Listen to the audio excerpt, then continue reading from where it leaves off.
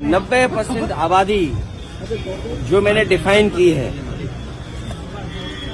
उसको क्या मिलने जा रहा है? अभी तक जो भी दिल्ली और यूपी के बजट बनते हैं वो संपन्न 10% के लोगों के लिए बनते हैं। इसलिए नाम का बजट नहीं हो, बजट काम का हो। काम का बजट आना चाहिए, नाम का बजट नहीं हो। खानदानों का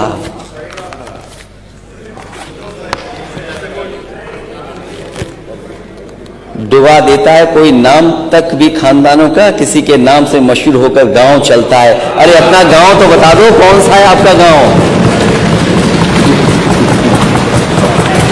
अपना गांव तो बता दो।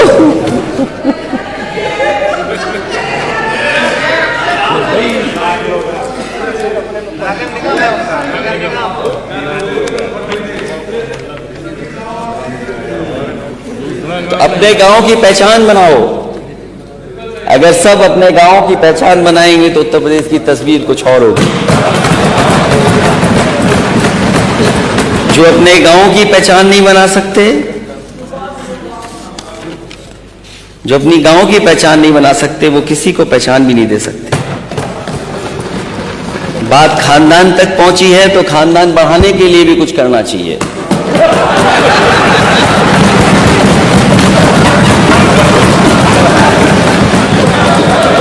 लॉ एंड ऑर्डर तो जीरो टॉलरेंस जीरो हो गया है, जीरो टॉलरेंस ही जीरो हो गया। हर दिन हत्या और तमाम घटनाएं आ रही हैं। इनके ही क्षेत्र का बताइए, पासी बिरादरी का आदमी मार दिया गया, 5 तारीख को मार दिया गया।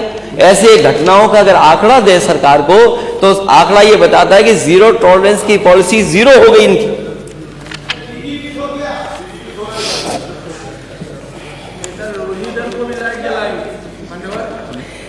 बीएचयू में, हालांकि वो सेंट्रल यूनिवर्सिटी है, पीडीए मात्र 13% है उसमें।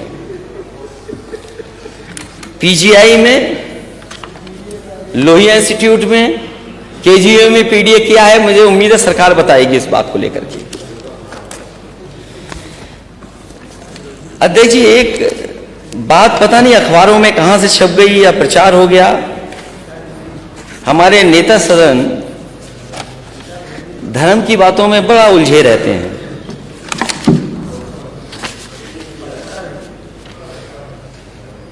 कभी किसी ने कहा है कि धर्म अमीरों की शान और गरीबों की सिसकियां हैं।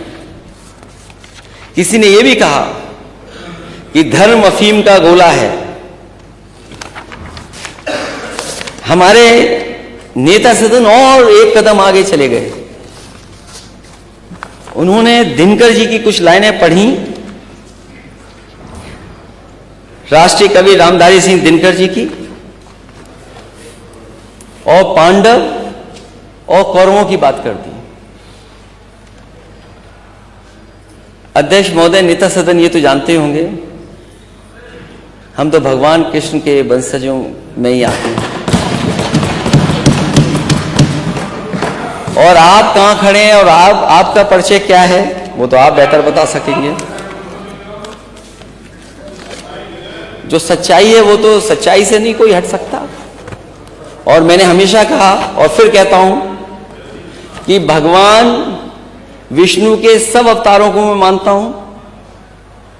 मैं राम में भी कृष्ण देखता हूं, कृष्ण में भी राम देखता हूं। जो राम है हमारे लिए वही कृष्ण है, जो कृष्ण है वही राम है हमारे लिए। अगर आपके अलग हो तो बता दो। तो हम तो पांडव वाले पक्ष के लोग हैं।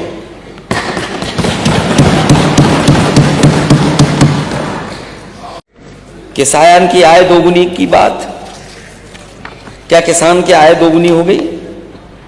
क्या एमएसपी मिलने लगा? आपने बजट में भी और गवर्नर स्पीच में भी इन बातों को डाला है कि हम किसान की लाभकारी मूल्य दे रहे हैं। क्या सरकार एमएसपी देगी? क्या डबल इंजन सरकार एमएसपी किसानों को उपलब्ध कराएगी? और वो इंफ्रास्ट्रक्चर कहां है जहां आप एमएसपी उपलब्ध करा सकें? अगर आपको किसानों को एमएसपी दिलानी तो उसके लिए इंफ्रास्ट्रक्चर क्या है? आपने इंफ्रास्ट्रक्चर क्या तैयार किया है? जो मंडी चल रही थी वो बंद कर दी, और कई मंडियों को जो बनाया जा रहा था बड़े पैमाने पर, उन मंडियों के लिए बजट क्या है? आखिरकार आपकी किसानों से दुश्मनी क्या है? आप मंडियां क्यों नहीं देना चाहते? और जो सुविधाएं किसानों को मिलनी चाहिए वो सुविधाएं क्यों नहीं दे रहे हैं? और एग्रीकल्चर रेट क्या है? क्या हमारी एग्रीकल्चर रेट डाउन नहीं जा रही है? और शिक्षा का स्तर, मैं क्या बात करूं शिक्षा के स्तर पर। यूनिवर्सिटियां बन रही हैं, यूनिवर्सिटी के वीसीज अपॉइंट हो रहे हैं। हालांकि हम लोगों ने कई बार पूछा है सरकार से कि ये सरकार बताए कि आखिरकार 46 में 56 वाली कहानी क्या है। लेकिन 46 में 56 वाली कहानी नहीं पता लग पा रही है। और मैं तो कहूंगा कि कभी कभी हमारे साथी वो भी 46 के 56 वाले चक्कर में फंस जाते हैं। मैं केवल ये कहना चाहता हूं कि उत्तर प्रदेश में जो वाइस चांसलर्स अपॉइंट हुए हैं, 34 की हमारे पास सूची है। 34 में पीडीए कितना है? 34 में पीडीए कितना है? कम से कम सरकार जब जवाब दे तो ये on the floor of house ये बात आ जाए, जनता भी उत्तर प्रदेश की जान ले कि अगर 34 वाइस चांसलर अपॉइंट हुए हैं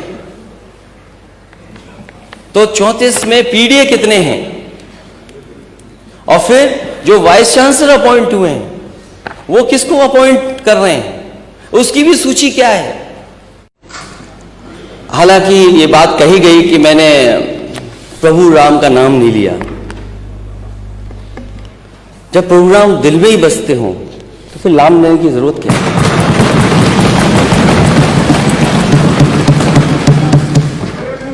राम पहले भी थे, प्रभु राम आज भी हैं और प्रभु राम हमेशा रहेंगे। जब हम और आप नहीं थे, प्रभु राम तब भी थे, और जब हम और आप नहीं रहेंगे, प्रभु राम तब भी रहेंगे।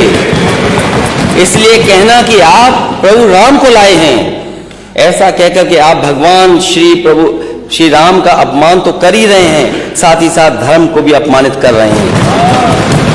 याद रखिए, प्रभु राम अजर हैं, अमर हैं और सबके हैं। प्रभु राम के नाम पर राजनीति करना बंद कीजिए। कि एक बार मैंने समाजवादी पूर्वांचल एक्सप्रेसवे का वीडियो ट्वीट कर दिया था और वीडियो ट्वीट का असर यह हुआ कि नेता सदन के साथ दिल्ली वालों ने शूटिंग की थी, फोटो कौन सी अच्छी आएगी। वो मेरे से बेहतर नेता सदन जानते होंगे, तो ये बात मैं नहीं उठाना चाहता था, लेकिन क्या करूं, ताली बजवानी है। हजूरे आला आज तक खामोश बैठे इसी गम में, हजूरे आला आज तक खामोश बैठे इसी गम में, महफिल लूट ले गया कोई जबकि सजाई हमने।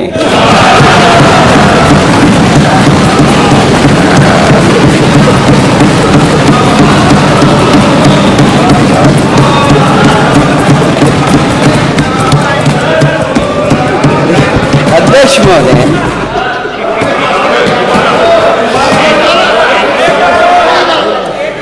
हजूरे आला आज तक खामोश बैठे इसी गम में, महफिल लूट ले गया कोई जबकि सजाई हमने। पहले तो वहां के हर प्रचार में दिखे लेकिन, पहले तो वहां के हर प्रचार में दिखे लेकिन जब सही समय आया तो फोकस से आउट थे।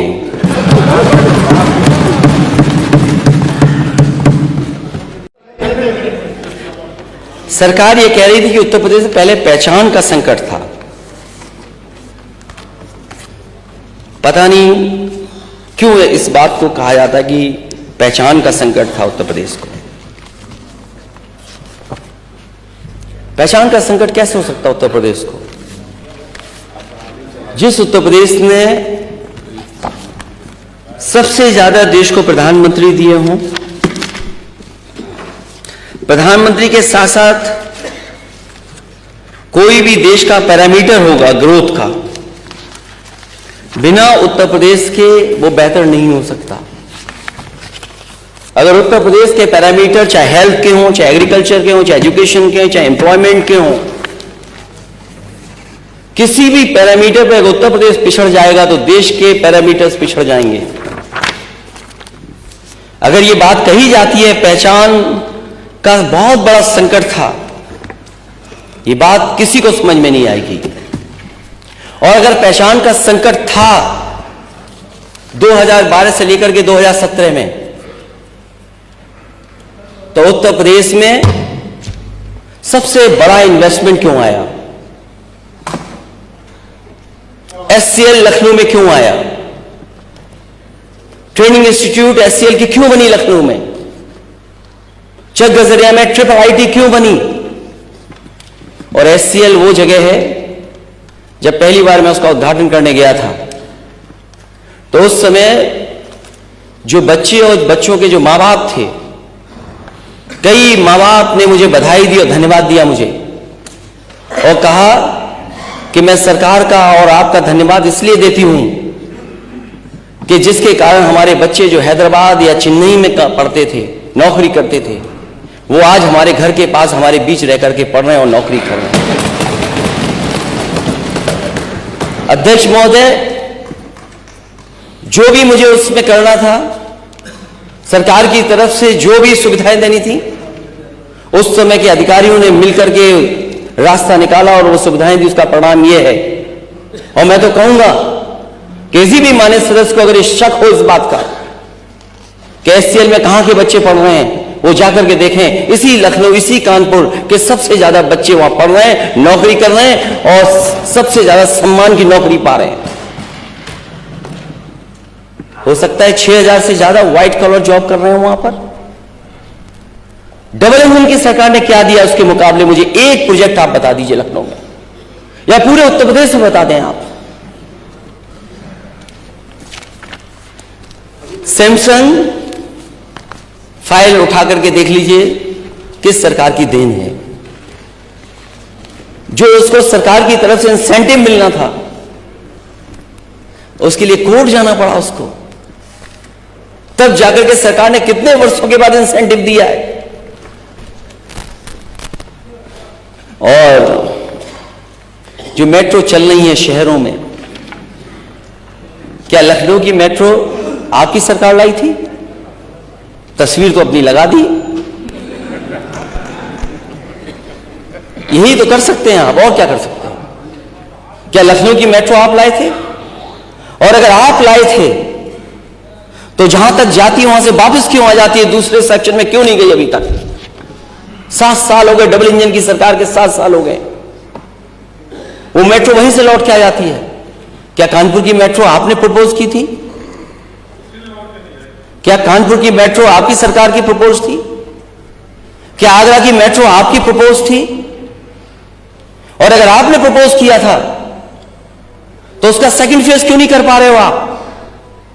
दिल्ली से जोड़ने वाली नोएडा, वो किसने मेट्रो बनाई? और मुझे अभी भी याद है कि दिल्ली की सरकार ने मदद नहीं की थी बजट को लेकर के। उत्तर प्रदेश ने अपने नोएडा के बजट से देकर के वो दिल्ली से जोड़ने का काम मेट्रो ने किया था। नोएडा टू ग्रेटर नोएडा किसने मेट्रो दी थी? मैं जानना चाहता हूं, जो पहचान या पहचान का संकट था, अगर संकट कोई पैदा कर रहा है डेवलपमेंट को लेकर के या अर्बनाइजेशन को लेकर के, तो वो आपकी सरकार है, वो संकट पैदा कर रही है। क्या ये मेट्रो स्मार्ट सिटी का हिस्सा नहीं है? और जब इसका जवाब आए अध्यक्ष महोदय, मैं जानता हूं ये दाएं बाएं इधर उधर जाने कहां तक लेके जाते हैं, क्या ये स्मार्ट सिटी का हिस्सा नहीं है? और मुझे याद है मैंने बनारस को भी मेट्रो दी थी, लेकिन आपने बनारस की मेट्रो नहीं बनने दी। और जब आप पहली ट्रिप में गए थे झांसी, मुझे आज भी याद हो, कई बार on the floor of house में ये बात कह चुका हूं, आपने कहा था कि झांसी से दिल्ली को जोड़ने के लिए एक्सप्रेसवे बनाया जाएगा। क्या वो एक्सप्रेसवे बन गया 7 साल में? झांसी में मेट्रो बन गई क्या?